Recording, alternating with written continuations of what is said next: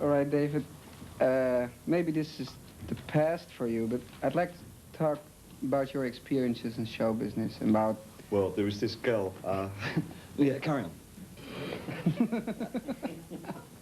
What experiences were you... concerts for 10,000 people, yeah. record companies running behind you, yeah. hype, images. You're determined to put me in this sort of... No, you've been in dynamic, there. And we want, yeah. You've been in there, right? Yes, I have been in there, and I tell you, it's sticky stuff. It's like the trenches. It's like going out on some kind of maneuver, actually, the whole process. So this sort of, in a rock thing, on a tour, there's sergeant majors, and then there's corporals, and everybody says, right, pack, move on, and you set up tents, but they're called Hiltons, and, you know, holiday inns. I hate the process. I think it's loathsome. It was originally meant to be informal rock and roll, and then it turns into a big company kind of thing. Right? Enormous arena, yeah, it can do that. Mm-hmm. Same goes for the record industry, is that... I don't...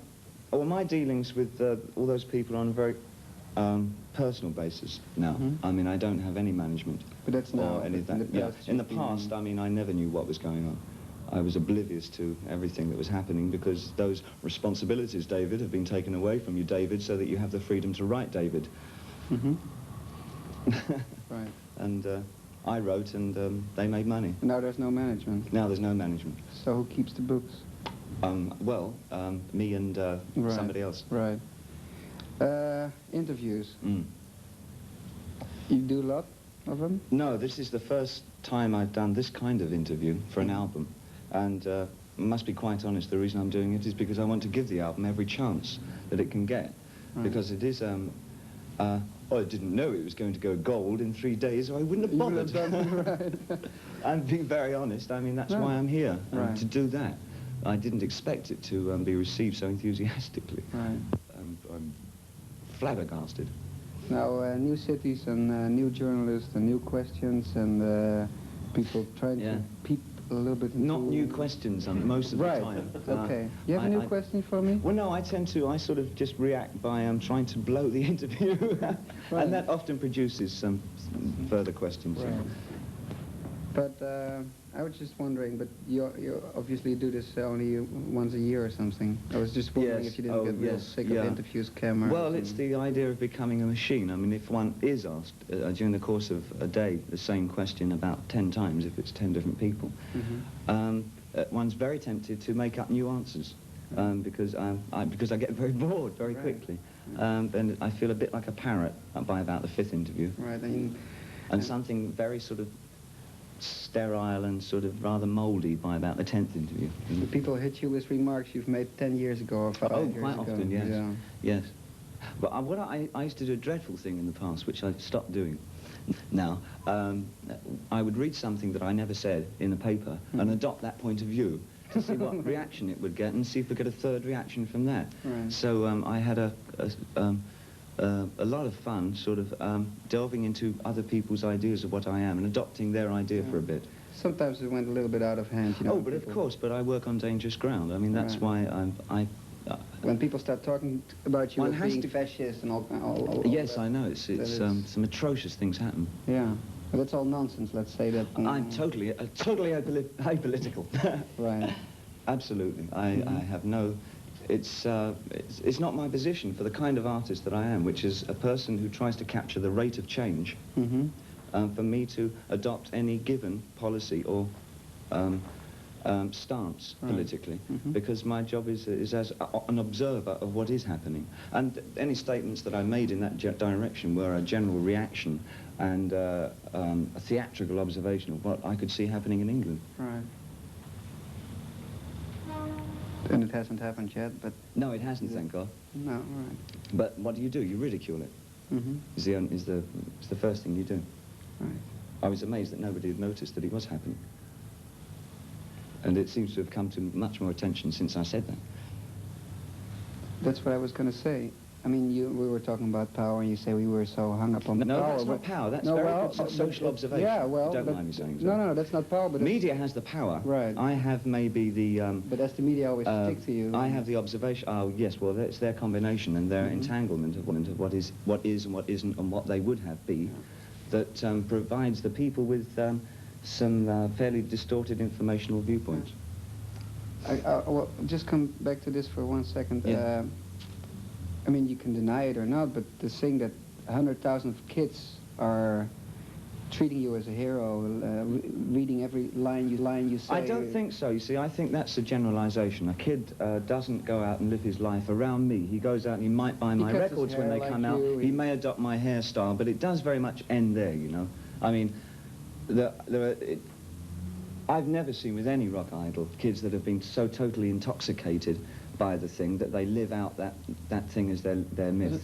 I think you're carrying it a bit far. It doesn't really work like that. And don't tell people it works like that, because it's not that way. Oh, I want to hear that from you. Well, you just heard it. It just must be dazzling to see people direct their life towards what you do or something. I don't think that's at all the case.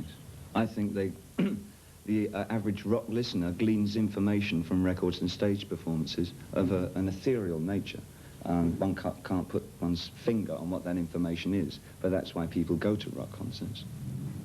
And I enjoy the process of giving and receiving information, which is what I find happy. Now, one of the things you've talked about a lot is that people need a leader, right? And that goes for rock and roll also. People definitely searching for musicians that they can... And the best leader they can possibly have is the one that looks back at them from the mirror.